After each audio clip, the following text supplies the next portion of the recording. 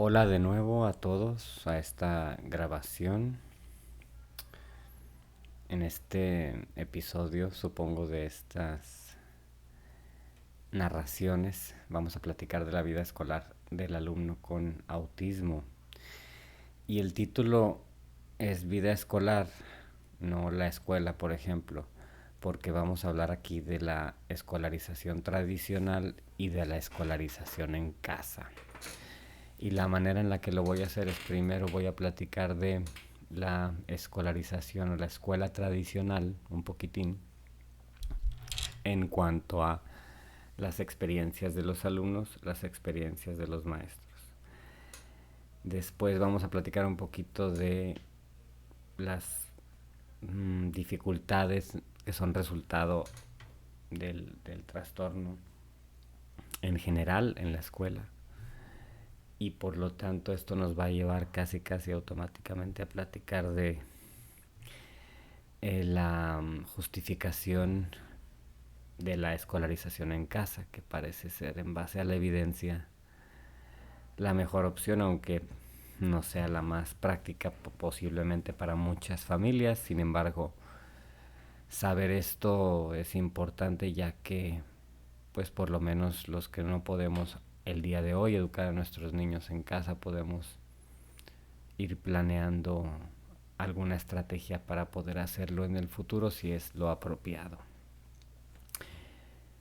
Comenzando con el tema de las experiencias de los alumnos y los maestros en las escuelas, como preámbulo para contexto, han sido ya más de 20 años de visitar escuelas públicas, privadas, en México, en Estados Unidos, en Inglaterra, las que brindan la perspectiva bajo la que les presento esta información.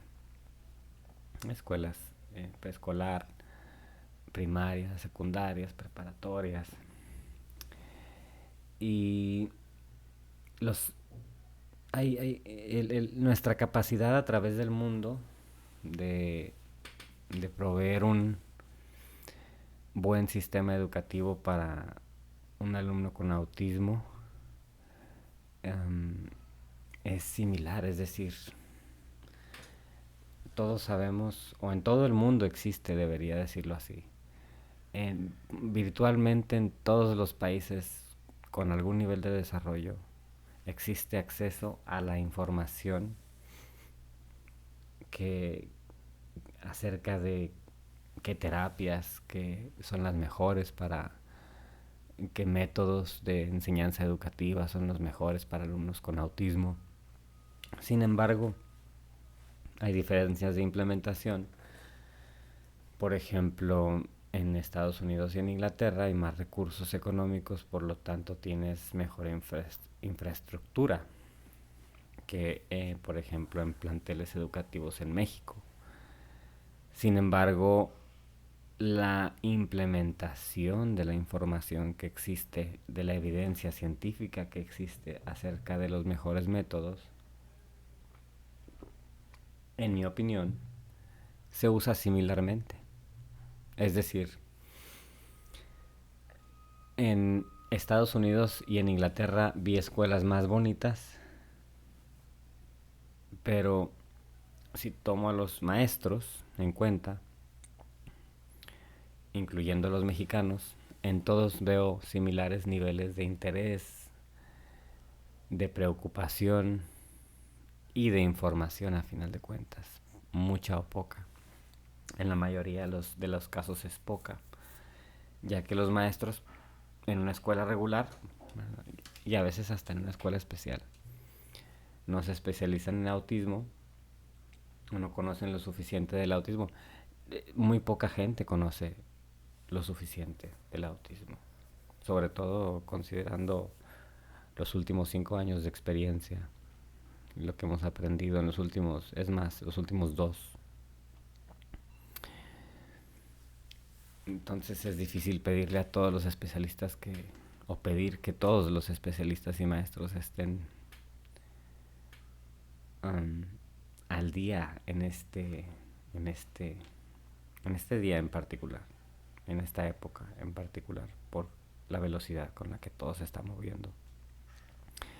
Entonces comparto estas experiencias con un grado de precaución para no evitar sonar demasiado crítico. Pero bueno, el alumno, pues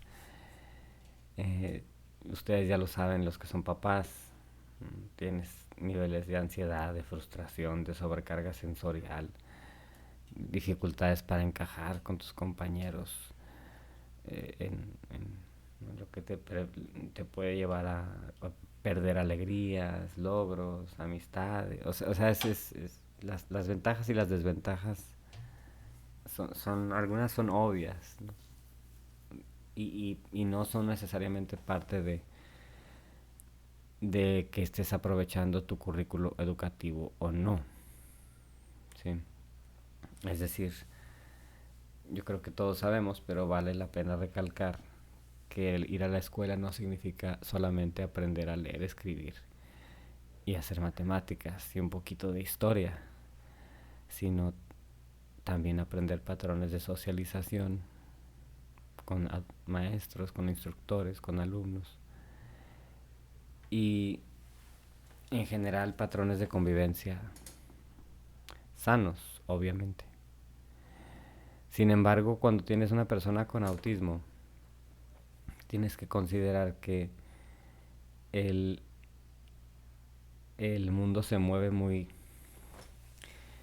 muy rápido, es decir, o muy lento, depende de cómo lo veas, porque lo que hace ese alentamiento del proceso del cerebro autista es que el tiempo te parece como fragmentado o lento. Sí, entonces tú procesas, te toma más tiempo procesar cada palabra que escuchas, cada cosa que ves, cada cosa que hueles, cada cosa que sientes, dependiendo de la gravedad de tu autismo, pero te tarda más que una persona neurotípica. Eso ocasiona que el mundo, que cada señal tú la tengas que trabajar por más tiempo. Pero como están ocurriendo muchas cosas de manera simultánea en una escuela, en un salón, no estás alcanzando a procesarlas todas. Por lo tanto, el mundo se mueve en algún sentido muy rápido. No lo alcanzas. Para cuando entendiste lo que te pidió la maestra, ya se están brincando a la siguiente actividad y no terminaste. Y aparte, pues bueno, tienes autismo, entonces tienes una cierta rigidez de pensamiento que te demanda que termines lo que empiezas, pero como ya se acabó la hora, tienes que hacer lo otro. Te enojas con la maestra, te enojas porque no puedes terminar, lloras y gritas y tu maestra se preocupa y no sabe a lo mejor cómo responderte necesariamente. Um, y los niños te voltean a ver así como medio raro. Sí, y ocurre una cascada de situaciones que no son benéficas para nadie. La inclusión real no es esa. La inclusión real es el estar en un ambiente académico como en un salón y tener el apoyo suficiente ambos en el número de adultos y el conocimiento necesario para que todos los alumnos, incluyendo al alumno con autismo, aprovechen al máximo de su potencial el, y avancen al máximo de su potencial el contenido en el que de ellos cada quien trabaja de manera individual. Entonces, ahí desde un principio el argumento ya empieza a formularse en favor a la escolarización en casa y en contra de una escolarización tradicional, porque en la escolarización tradicional, como ustedes saben, todos los alumnos aprenden lo mismo todos los días, trabajan en lo mismo. ¿Y cómo vas a lograr realmente una educación individualizada si todos están trabajando en lo mismo?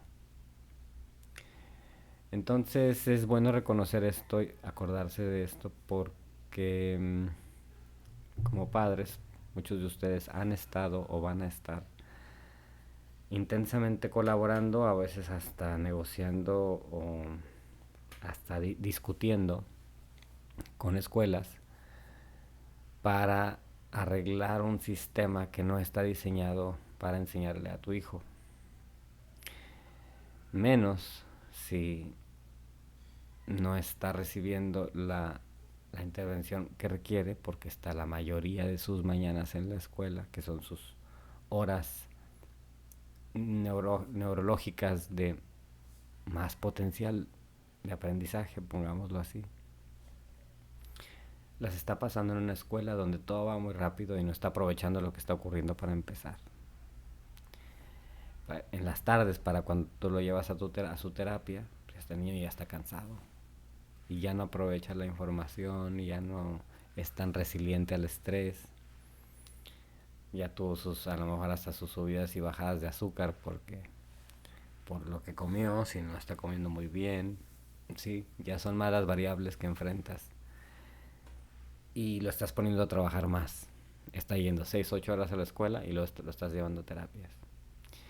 Y lo que me doy cuenta con muchas familias que llegan a la consulta es que lo que tienen que hacer es parar la escuela y tienen que concentrarse en que su niño aprenda lo que tiene que aprender. Y me los tenían a muchos niños ¿no? tratando de aprender geografía e historia con el salón de secundaria, y el niño tenía que aprender a sentarse en un pupitre o tenía que aprender a leer y a escribir. Y eso se soluciona. ¿Cómo? Con la escolarización individual, ¿verdad? Bueno, ahí es donde entra la justificación para la escolarización en casa. Y lo digo consciente de que la mayoría de las familias hoy en día no están en posición necesariamente económica de poder hacer esto. La mayoría de las familias del día de hoy requieren que ambos padre y madre trabajen, y esto automáticamente te descuenta virtualmente la probabilidad de escolarización en casa. Entonces lo digo siendo consciente de esto, pero eso no destruye la realidad, no desmiente la realidad de que los niños que son escolarizados en casa tienen buenos resultados socialmente, están bien socializados y avanzan muchísimo más rápido académicamente porque van exactamente a su paso y tienen que trabajar menos horas en el día. Sí, pueden aprovechar más su día. Cuando tú educas a un niño en casa, no tienes que pasar más de 3 o 4 horas máximo. Es trabajando de manera estructurada en contenido. Lo demás lo usas en grupos de socialización fuera de casa, en aprender temas de interés, hobbies, pasatiempos, en disfrutar, en estar con tus amigos. Porque no estás en un carro media hora de ida a la escuela y media hora de regreso. Y que los saludos a la bandera. Y que, bueno, de todo esto hay aprendizaje, de acuerdo. Pero hay mucho tiempo invertido en actividades dentro y fuera del salón de clases que el niño con autismo no requiere estar involucrado en eso. El niño con autismo requiere, sobre todo el niño con autismo, podríamos hablar de los beneficios que tiene esto para todos los niños, porque para cualquier niño, es mi opinión, de acuerdo a la evidencia, por lo menos hasta ahora, que la escolarización en casa es mejor. Pero un niño con autismo, pues aún con más razón, porque requiere aprender a tener una conversación, a tomar turnos, a poner atención, a seguir instrucciones, a imitar, antes de ir a un salón como cualquier otro niño lo hizo. La razón por la que los niños sin autismo sí pueden aprender en un salón normal es porque ya aprendieron esas cosas antes del año de edad, la mayoría de ellas, ya para los 2 años de edad ya estaban teniendo conversaciones. Y tú tienes a tu niño con TEA de 5 años sin hablar y lo estás metiendo en un salón, no sabe seguir instrucciones, con la esperanza de que en el salón aprenda todas estas cosas por virtud de estar en el salón. Y eso no es cierto, no ocurre, ya lo sabemos. Y lo que sabemos que tenemos que hacer es enseñar estas cosas primero por separado en el salón, en casa, a veces en una clínica o en un centro, para poder después, si es apropiado, participar en actividades grupales como lo puede ser ir a una escuela o una clase de natación o una clase de básquetbol, lo que sea. Ir a la escuela no es necesariamente la cúspide del triunfo de un niño, no lo debe ser. Ir a una escuela lo único que significa es que puedes aprender algo sentado con un grupo de niños de tu edad. Pero en cuanto al mejor aprovechamiento de tu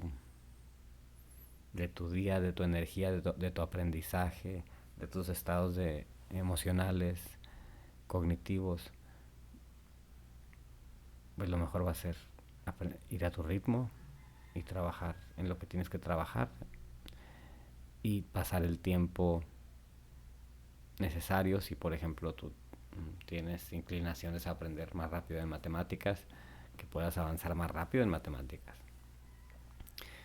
que puedas hacerlo con lectura, que puedas hacerlo con escritura, que puedas hacerlo con historia, que puedas aprender de tus intereses. Así es como manejamos los planes en los centros en los que trabajo. Manejamos los planes para cada niño con autismo, los planes educativos. No son individuales y cada niño trabaja con un maestro individual en su propio material. Esto no es complicado, esto se hace muy poco, pero se hace, existe. Y nuestras instituciones y um, profesionales, maestros, lo saben, todos lo sabemos. La razón por la que no se hace es porque no lo pedimos. Hasta que los padres de familia empiecen a, yo creo que dejar de llevar a sus niños a la escuela y, y el gobierno se empiece a dar cuenta que están educando a sus niños en casa y están teniendo mejores resultados, pues va a haber algún cambio y llegaremos al día en el que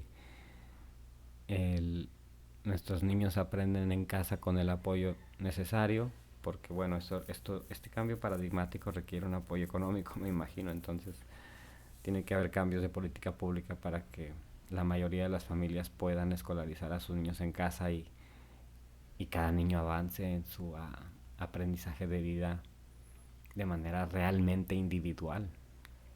Ese sería el sueño de cualquier eh, pedagogo moderno, una sociedad en la que cada niño aprende a su velocidad, tenga o no tenga autismo. Porque un día no va a haber autismo, ustedes ya saben, ya les he dicho, ya lo he platicado. Es mi opinión, es mi opinión que un día no va a existir trastornos como el autismo. Pero mientras tenemos a nuestros niños, es nuestra obligación encontrar la mejor manera en la que ellos puedan pasar su día, ¿sí? En general. Y si podemos hacer que nuestro objetivo sea que los niños estén trabajando 3 horas al día y el resto del día estén afuera, estén viviendo, estén aprendiendo otro tipo de cosas que no son necesariamente, entre comillas, académicas, sin las prisas de la escuela, sin las exigencias de la escuela, sin el bullying, sin el maestro enojón. Ay, discúlpenme los maestros, también hay terapeutas enojones, ¿eh? Y niños enojones y papás enojones. Nadie se me ofenda. Y todos cometemos errores. Así es que, por favor, hagamos el mejor esfuerzo para comprendernos unos a otros. El, el, los desacuerdos, hablaremos ya en su momento de los desacuerdos entre padres, maestros, terapeutas. Pero bueno, todo esto es por falta de información y falta de tiempo y de prisa y de recursos. Entonces, yo sugiero que entre todos, a nuestra medida, pongamos atención a lo que hacen nuestras autoridades para mejorar realmente cómo educamos a nuestros hijos.